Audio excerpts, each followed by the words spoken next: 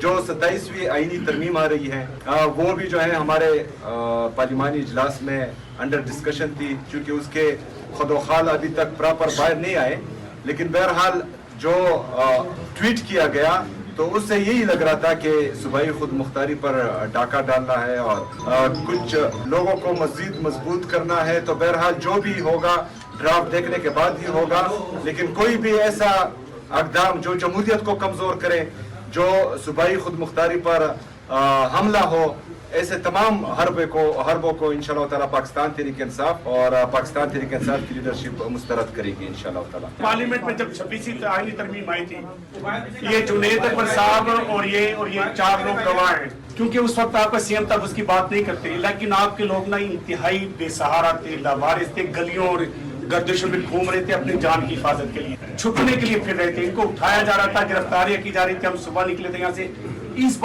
اس بار آپ کے ہوتے ہوئے کوئی ایسا سین تو پارلیمنٹ میں نہیں ہوگا کہ آپ کے لوگ چھپتے ہوئے پھر رہے ہوں گے. بھائی افسوس کی بات یہ ہے کہ ہماری یہ نیشنل اسمبلی یا یہ پارلیمنٹ اتنی کمزور ہو چکی ہے کہ ہمارے ایم این ایس پر یہاں اس کی حدود میں ہاتھ ڈالا جا رہا تھا اور ہم بے بسی کے ساتھ اس کا جو ہے اس کو دیکھ رہے تھے. تو یہ جو ہے ہمارے ایم این ایس کی کمزوری نہیں ہے، ہمارے اس وقت کی وزیر اعلیٰ کی کمزوری نہیں تھی، یہاں کی اسپیکر کی کمزوری تھی کہ اس کی موجودگی میں جو ہے ایم این ایس پر ہاتھ ڈالا گیا تھا.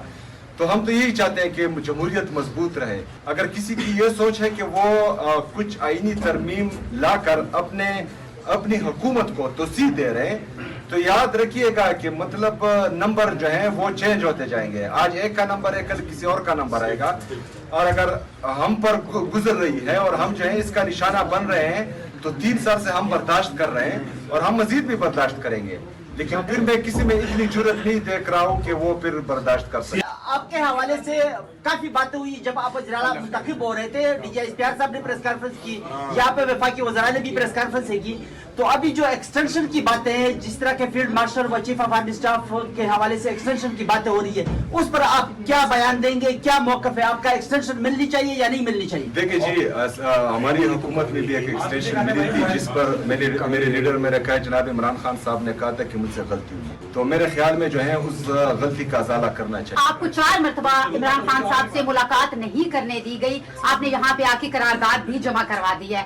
کیا سمجھتے ہیں اسی طرح سے اب آگے آپ مزاحمت کی سیاست کرنے والے ہیں، احتجاج کی کوئی کال دینے والے ہیں اگر آپ کی اس قرارداد کو بھی ردی کی ٹوکری میں پھینک دیا جائے؟ ایڈ کر لیں. یہ بتائیں کہ جمہوریت میں اور آئین میں احتجاج آئینی ہے یا غیر آئینی ہے؟ آئینی ہے تو پھر کریں.